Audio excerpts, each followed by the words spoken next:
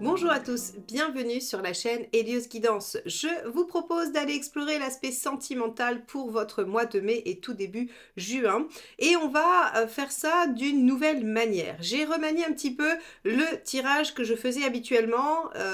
Les fois d'avant, vous aviez un tirage pour les couples ou pour les personnes qui ont quelqu'un en tête et ensuite vous aviez un tirage pour les célibataires. Alors là, j'ai essayé de faire quelque chose de plus complet pour tout le monde. C'est-à-dire qu'en fait, le tirage se décomposera en deux temps. Ce sera le même, mais il y aura deux temps. On va d'abord parler de vous, de comment vous vous sentez, que ce soit célibataire ou dans une relation, et ensuite on ira parler de votre autre. L'autre, c'est la personne avec qui vous êtes actuellement, la personne avec qui vous avez un lien, à qui vous pensez, ou bien la personne qui est en chemin vers vous, la personne vers laquelle vous vous dirigez, le prochain partenaire. Voilà comment on va remanier un petit peu ce tirage afin qu'il parle à tout le monde et qu'il soit davantage complet. Alors vous me direz évidemment dans les commentaires si il vous a plu et merci infiniment de penser à vous abonner. C'est comme ça que vous soutenez la chaîne et que vous lui permettez de continuer d'exister grâce à vos abonnements, vos commentaires, vos likes et vos partages. Donc merci infiniment pour tous ceux qui le feront pour ces vidéos et les prochaines. Allez, je vous laisse tout de suite avec votre tirage. Les vierges, allons voir ce que vous réserve ce mois de mai au niveau sentimental. Allez, c'est parti. On va regarder déjà avec un arcane majeur du tarot de Marseille, quelle est la tendance globale.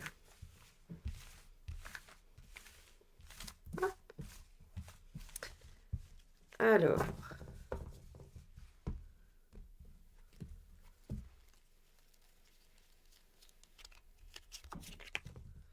le mât inversé. Alors, les vierges, vous avez envie de calme, vous avez envie de normalité, vous avez envie de tranquillité. Surtout aucune prise de risque, on ne se lance pas dans des aventures compliquées. Donc, soit on ne met pas en danger la relation actuelle, soit on ne se risque pas à aller commencer quelque chose d'un petit peu compliqué. Au pire, on peut essayer de s'engager. Ça peut être le moment dans une relation de poser des bases d'une construction, de quelque chose qui va se standardiser, hein, c'est-à-dire qui va venir dans une relation construite, classique. Et si j'insiste sur standard, normal, c'est parce que le mât inversé, en fait, si vous voulez, il veut être conforme. Il veut ressembler à tout le monde, il veut la même chose que tout le monde, il veut que ce soit normal. Alors, qu'est-ce que ça veut dire normal? Rien, on est bien d'accord, mais ça sera le normal vis-à-vis de vous, hein, c'est-à-dire ce que vous considérez normal. Très bien. Allez, on va regarder comment ça se décline et on va voir tout de suite quel est votre état d'esprit.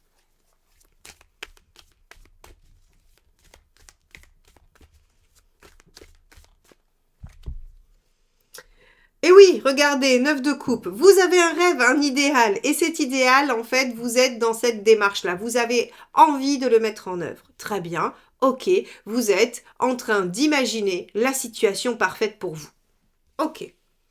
Allons voir ce dont vous avez envie dans cette situation parfaite.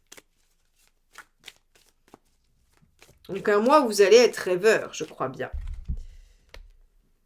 6 de bâton. Vous avez envie d'être victorieux. Vous avez envie de gagner sur une bataille. Alors, peut-être que vous avez eu des difficultés pendant un moment. Peut-être que ça n'a pas été facile. Qu'une situation dans une relation a peut-être été un peu fluctuante, un peu compliquée. Et là, vous rêvez en fait de régler, de solutionner les problèmes et de poser la situation. Ok, peut-être aussi que si vous êtes célibataire, vous avez longtemps été célibataire avec les difficultés de la solitude et que là, vous rêvez en fait de vous installer dans une situation classique. Très bien. Ok, on va regarder quelle est votre intention.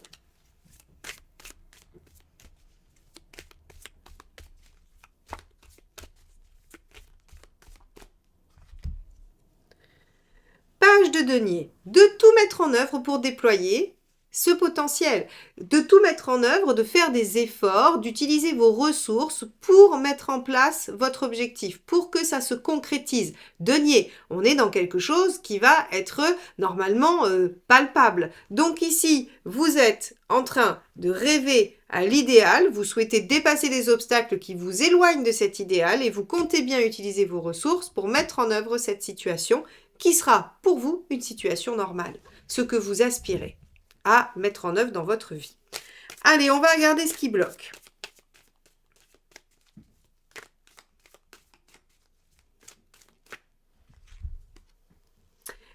fortune.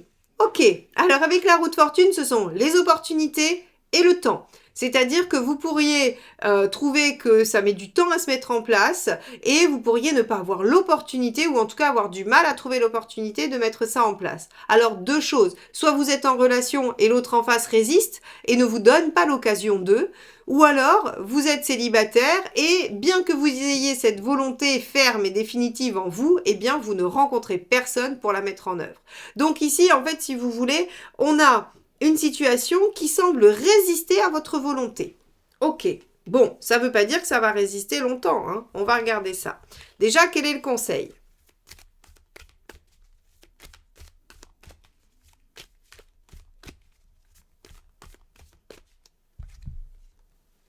Hop, pardon. Le 8 d'épée. Alors, c'est intéressant parce qu'en fait, ici, on va parler, vous savez, de la loi de l'attraction, l'esprit, hein, les pensées créent la matière. On va parler de ça parce que le 8 d'épée, c'est vraiment le manque de confiance en soi. C'est la croyance qu'on n'a pas l'outil, qu'on n'a pas la solution, qu'on n'a pas la bonne direction. C'est vraiment cette capacité qu'on a tous, absolument tous, à se limiter. Donc ici, en fait, si vous voulez, on voit qu'il y a une volonté incroyable d'arriver à votre objectif de... alors, je vais redire de normalité, mais encore une fois, entendez-le par rapport à vous, d'accord, hein, il n'y a pas, j'estime pas qu'il y ait une normalité particulière. En tout cas, vous avez envie de vous installer dans quelque chose de sécurisant, voilà, qui ne vous fait pas vous sentir en danger, hein, qui vous permet de vous installer. Vous avez fermement envie de ça. Pour autant, vous trouvez que le temps ne s'y prête pas, les opportunités ne sont pas là, qu'on ne vous en donne pas l'occasion.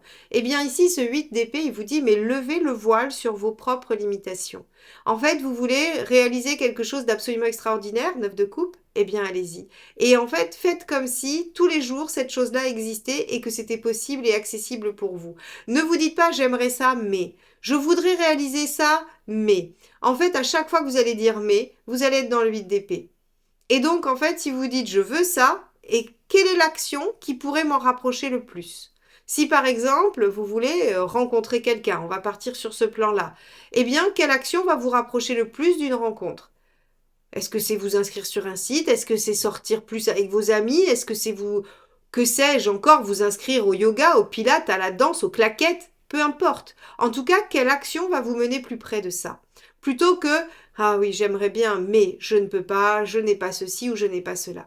On est tous faits comme ça. Le 8 d'épée, je ne connais absolument personne qui n'ait pas subi le 8 d'épée. Mais c'est un vrai travail que de le contrer. Un vrai travail, mais avec votre page de denier, vous avez envie de mettre tout en œuvre. Vous avez envie d'utiliser vos ressources pour aller vers votre rêve. Donc là, on vous dit, très bien, le temps joue contre vous, ou en tout cas ne vous semble pas favorable. Eh bien, bravez-le. D'accord? Bravez-le et dites-vous que finalement, vous allez vous mettre en place le contexte idéal.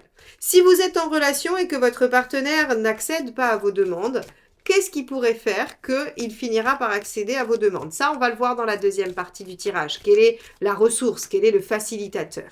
Allez, on va déjà voir un petit peu ce qu'il faut éviter de faire. Le pendu, de rester figé, de se dire qu'on a les pieds et poings liés, que l'on ne peut rien faire. Il faut aussi éviter de s'auto-saboter avec un pendu. Donc vous voyez comment le tarot ici, il vient un peu marteler la même chose. Vous avez un rêve, réalisez-le. C'est un peu ça qu'il est en train de vous dire, à l'américaine. Vous rêvez? Allez-y. Vous voyez, il y a vraiment, vraiment cette énergie-là qui se dégage. Vous avez envie de créer quelque chose qui va vous permettre de vous sentir bien, de vous sentir installé, de vous sentir en sécurité, affective bien évidemment, eh bien allez-y, allez vers ça et mettez tout en œuvre pour le concrétiser. Ne croyez pas qu'il y a des limites, ne croyez pas que vous n'êtes pas en capacité de le réaliser. Ok, ce que ça veut dire aussi en filigrane, si par exemple vous êtes en relation, c'est ne rejetez pas la faute sur l'autre. Ne vous dites pas que c'est parce que l'autre ne veut pas accéder. On va aller voir comment peut-être vous, par vos actions, vous pouvez arriver à ramener l'autre dans votre projet. Allez, on va regarder justement cette autre partie. Vous souhaitez découvrir votre mission de vie et trouver vos ressources ainsi que vos blocages afin de les dépasser et de mieux appréhender les épreuves et les contextes de votre vie. Je vous propose de découvrir tout ça à la lecture de votre thème astral. Prenez rendez-vous sur heliosguidance.com. À bientôt. Allez, Quel est l'état d'esprit de la personne en face de vous? Reine d'épée. Alors effectivement, vous avez en face de vous quelqu'un à qui on ne la frappe plus. La reine d'épée a déjà souffert, on lui a fait des coups pendables et il est hors de question qu'elle se laisse avoir à nouveau. Elle a rangé les émotions au fin fond de son être, de son inconscient, et elle est pragmatique, elle est analytique et elle ne se laissera plus avoir. Donc là, vous avez quelqu'un en face de vous qui a du mal à connecter avec les émotions, qui a du mal à connecter avec ses envies, ses besoins, la douceur, l'émotionnel. Hein. Bon, ok. On va regarder un petit peu quelle est l'envie de la personne en face.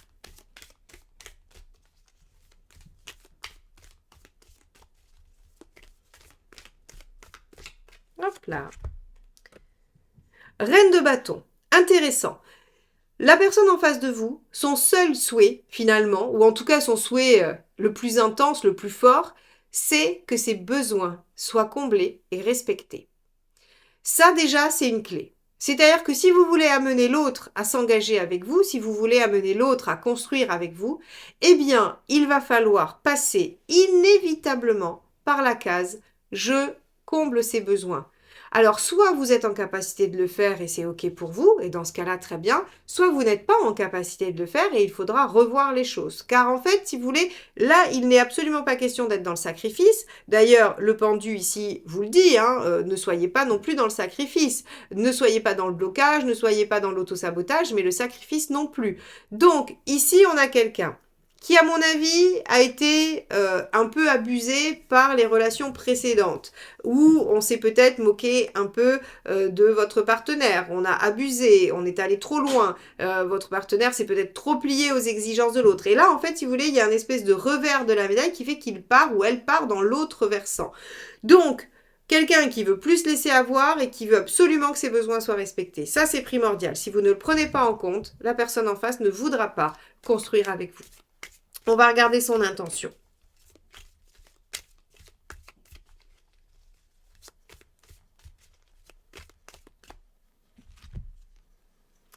As de bâton. Très bien, c'est une bonne chose. As de bâton, c'est l'envie de démarrer, l'envie de mettre en œuvre. Donc en fait, si vous voulez, j'ai l'impression que sur ces 3 premières cartes, on a quelqu'un en face qui dit « Moi, je suis OK, mais seulement si. » Voilà, c'est tout. Donc, peut-être que ça fait un peu pragmatique, mais je pense que c'est nécessaire puisque la personne étant reine d'épée. Ça veut dire qu'elle est dans la réflexion, elle élabore sa prochaine relation. Elle n'est pas en train de la ressentir et de la vibrer, elle est en train de la penser à l'image de ce qu'elle attend. Ok.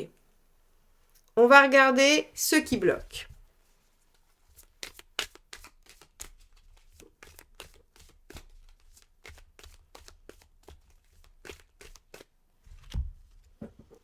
Huit de bâton.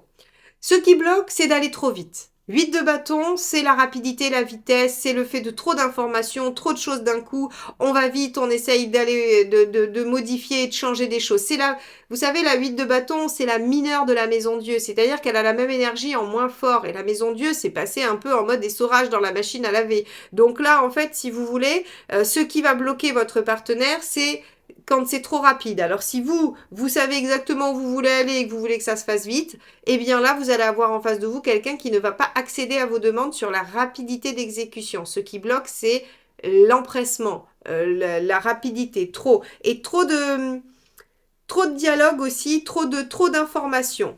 Il va falloir être plus efficace. C'est-à-dire que plus vous allez dialoguer, plus la reine d'épée va chercher les zones où ça coince, les zones où, tiens, ça c'est incohérent.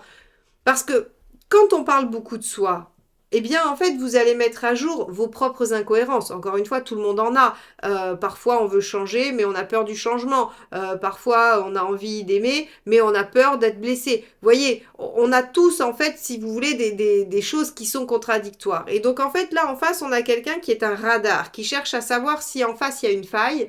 Et donc, en fait, le 8 de bâton, ici, vient vous dire, attention, le blocage, c'est trop de dialogue, trop de discussion, trop d'informations et trop de précipitation. D'accord ?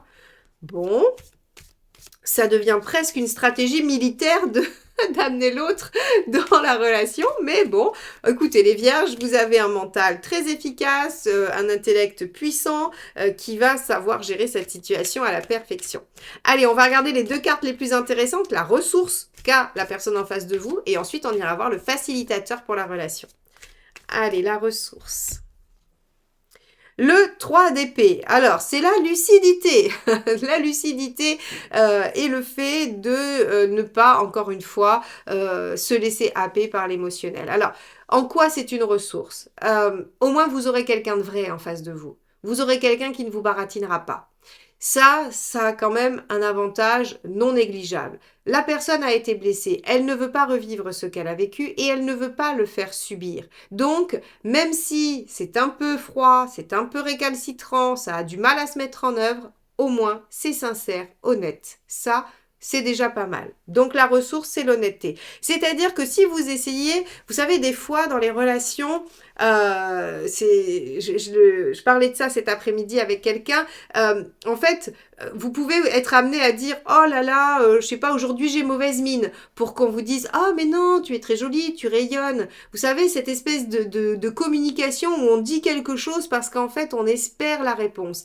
Alors là, avec cette personne-là en face de vous, les vierges, ça ne fonctionnera pas. Soit vous posez la question à laquelle vous attendez une réponse et vous êtes prêt à entendre n'importe quelle réponse, puisque ça sera celle de la personne, pas celle que vous attendez particulièrement, soit vous ne dites rien. Mais si vous essayez par un moyen détourné, par une phrase que vous pensez habile pour obtenir, c'est fichu. Vous allez soit au mieux ne pas avoir de réponse, soit une réponse qui ne va pas vous convenir du tout et qui pourrait vous blesser. Donc attention, la personne en face de vous est franche, honnête et directe et il va falloir que vous soyez dans la même dynamique.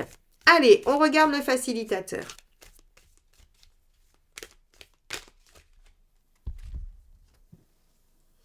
Le 4 de coupe.